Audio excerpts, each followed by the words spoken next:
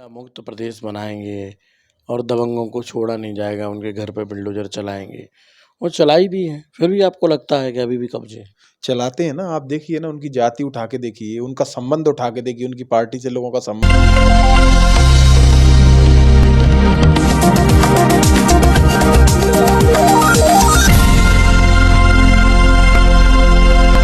अनुसूचित जाति के नेता लगातार अपनी टिकट की खुराक में हैं, वही अनुसूचित के अधिकारों के लिए पैदल यात्रा कर रहे हैं भोपाल तक राजवीर अग्निहोत्री जी मेरे साथ हैं। उनसे जान लेते हैं, क्योंकि चुनाव के दौर में लोग टिकट की तैयारी में काफिला लेके जाते हैं, लेकिन ये केवल अधिकारों के लिए मांग पत्र देने भोपाल तक जाते हैं।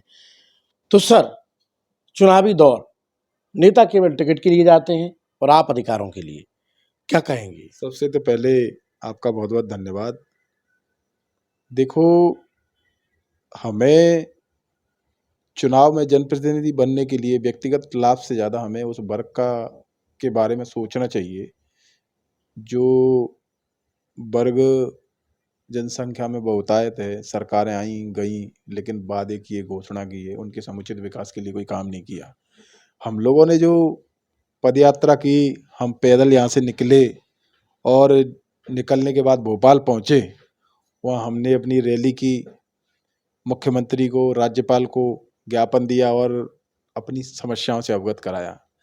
उन समस्याओं पे, जैसे कहीं भी कोई भी आंदोलन के दौरान कोई क्राइसिस होती है, तो उसमें सब लोग जानते हैं कि जो करने वाले लोग होते हैं, कराने वाले लोग होते हैं, वो तो निकल जाते हैं, निर्दोष लोगों को फंसाया जाता है। 2 अप्रैल में जो झूठे मुकदमे लगे, ज़्यादातर ऐसे पढ़े लिखे युवाओं पे लगे जो अपने कैरियर को तलाश रहे थे कि हमें आगे भविष्य में ऐसा कुछ करना। वो सारे लोग आज अदालतों में तारीखें कर रहे हैं। तो 2 अप्रैल में प्रशासन ने जो झूठे मुकदमे लगाए, मध्य प्रदेश के मुख्यमंत्री शिवराज सिंह जी ने कई बार घोषणा की कि हम इनको मुकदमों को वापस ले रहे हैं, लेकिन आज जैसे कि तैसे पड़े, कोई छोटे मोटे मुकदमे उन्होंने वापस कर लिए, लेकिन उससे ज़्यादा कुछ नहीं किया। और एट्रोसिटी के मामले में अगर इसको देखेंगे मध्य प्रदेश को, तो पूरे देश के अव्वल राज्यों में से एक है। 2003 के दौरान सरकार ने पट्टे बांटे थे इन वर्गों को, या तो दबंगों के कब्जे हैं या फिर आज तक कब्जा मिला ही नहीं। लेकिन शिवराज मामा बार बार ये कहते हैं कि गुंडा मुक्त प्रदेश बनाएंगे और दबंगों को छोड़ा नहीं जाएगा, उनके घर पे बुलडोजर चलाएंगे। वो चलाई भी है, फिर भी आपको लगता है कि अभी भी कब्जे हैं? चलाते हैं ना। आप देखिए ना, उनकी जाति उठा के देखिए, उनका संबंध उठा के देखिए, उनकी पार्टी से लोगों का संबंध है क्या? मतलब उनकी पार्टी का होगा तो नहीं चलेगी बिल्कुल। कितने उदाहरण है मध्य प्रदेश में, देख लो, बहुत उदाहरण पड़े हैं। दूसरा, हम अपने मुद्दों के बारे में बात करें तो जैसे सरकार से शेड्यूल कास्ट का जो पढ़ा लिखा वर्ग है बहुत नाराज है।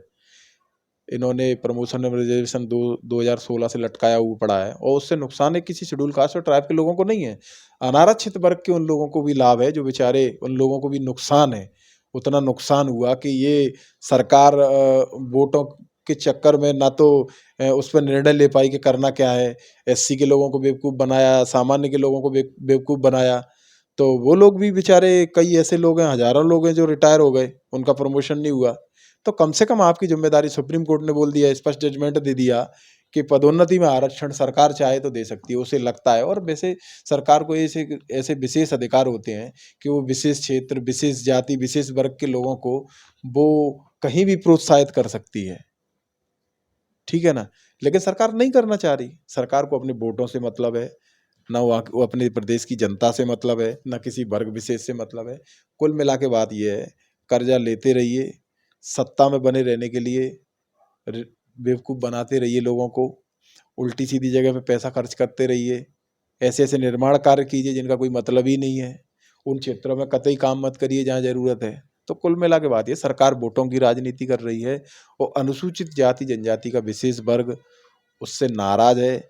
इस चुनाव में भारतीय जनता पार्टी के विरोध में अनुसूचित जाति जनजाति का पढ़ा लिखा वर्ग उसका प्रचार करेगा। हम लोगों में जो हमारी क्षमता है, जिस प्लेटफॉर्म से हम कुछ कर सकते हैं, वहाँ इसका विरोध करेंगे। इनको हराने वाला जो भी राजनीतिक दल होगा, क्षेत्रीय दल होगा, हम उसका साथ देंगे। मतलब केवल आप अपने अधिकारों के साथ खड़े हुए हो इनको बिल्कुल निपटाने के लिए? बिल्कुल। दूसरी बात यह है, हम पढ़े लिखे लोग हैं, हम पुराने समय से इतिहास हमने पढ़ा, लोगों का जीवन यापन देखा, जीवन शैली देखी, उनकी मूलभूत सुविधाएं देखी, तो आज हम लोग उस मॉडर्न एज की तरफ बढ़ रहे हैं। तो यहाँ हम उस माहौल में थोड़ी जाएंगे। आज पूरे प्रदेश का, देश का माहौल देखिए आप, इन लोगों ने कैसा कर रखा है। हमारे साथ में जो हमारी कम्युनिटी, हमारे दूसरी कम्युनिटी के जो लोग थे, दूसरी जातियों के लोग थे, धर्मों के लोग थे, जो हम एक साथ टिफिन अपना खोल के खाया करते, आज हमसे बात नहीं करते।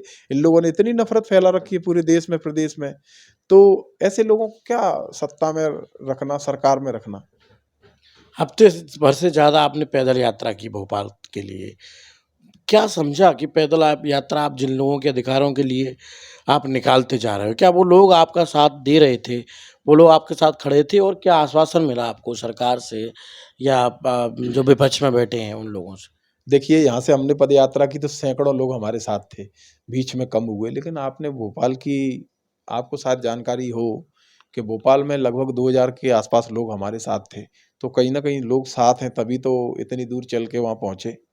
और देखो, अपने अनुसूचित जाति के लोगों का ही नहीं, रास्ते में अन्य समाज के भी, जैसे एक राहुल शर्मा थे और एक सेंगर जी थे। तो समाज में आज भी प्रेम, भाईचारा, सहयोग की भावना बनी हुई है। जहाँ लोगों से, हम मंदिर से भी गुजरे, गुरुद्वारे से गुजरे, तो लोगों ने हमारी मदद की। लोगों ने हमें पानी पिलाया, बिठाला, किसी ने चाय पिलाई। तो लोगों में देखो आज भी समाज में प्रेम भाव है। सरकारें नफरत फैला रही हैं और ये सब कर रही हैं, उसके बावजूद भी लोग पढ़े लिखे हैं और एक दूसरे से भारतीयता के नाते प्रेम करते हैं। और रही बात अनुसूचित जाति के उन लोगों की जिनके हक अधिकार के लिए हमने बात की, उनके लिए हम यहाँ से 23 दिन पैदल चले, भोपाल तक गए। तो निश्चित रूप से उन लोगों के उस दिन से पूरे जो ग्वालियर, शिवपुरी, गुना, राजगढ़, वहाँ के लोगों के लगभग निरंतर रोज फ़ोन आते हैं। वो बोलते हैं कि भैया चुनाव में हमें क्या करना है, आगे आप बताइए, आपने ये अच्छा किया, हम भी आपके साथ हैं, आगे से भविष्य में ऐसा आप कुछ भी करें तो निश्चित हम बताइए, हम भी इस अधिकार की लड़ाई में सहभागिता करना चाहते हैं। तो निश्चित ही लोग जागरूक हैं और सरकार के खिलाफ बहुत आक्रोश है लोगों में। 23 का चुनाव नज़दीक है, संदेश क्या देना चाहोगे शेड्यूल कास्ट के लोगों को? देखो, 23 का चुनाव बिल्कुल नज़दीक है, कुछ ही दिनों बाद, लगभग महीने के बाद आने वाला है। समाज के लोगों को हमने एक ही संदेश दिया है कि कोई भी दल, कोई भी व्यक्ति जिसके मन में किसी भी समाज के प्रति जहर है, नफरत की भावना है और हमारे वर्ग के प्रति भी कोई दोहरेपन का मन है, कोई द्वेष की भावना है, उस व्यक्ति को, उस पार्टी को वोट नहीं देना है। और वर्तमान की सरकार हमारे साथ इस तरह का व्यवहार कर रही है, तो इसके खिलाफ हमें जाना है।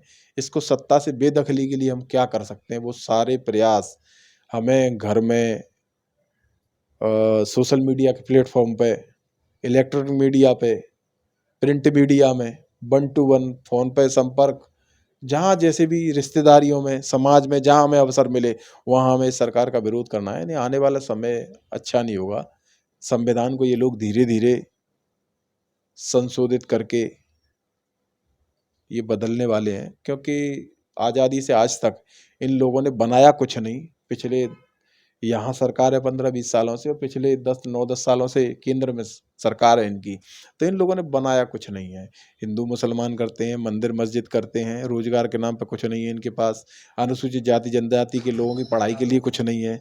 हर साल केंद्र सरकार जो बजट देती है, आप केंद्र की सरकार का जो बजट का आंकड़ा है ना, उसको निकाल के देख लीजिए। हर साल ये जो बजट है वो दूसरे विभागों में स्प्लिट करते हैं। उससे इनके प्रचार के कार्यक्रम होते हैं, इनके इवेंट होते हैं प्रधानमंत्री और मुख्यमंत्री के। हमारे जो शेड्यूल कास्ट ट्राइब का जो विकास का जो पैसा है, उनसे इनके इवेंट होते हैं।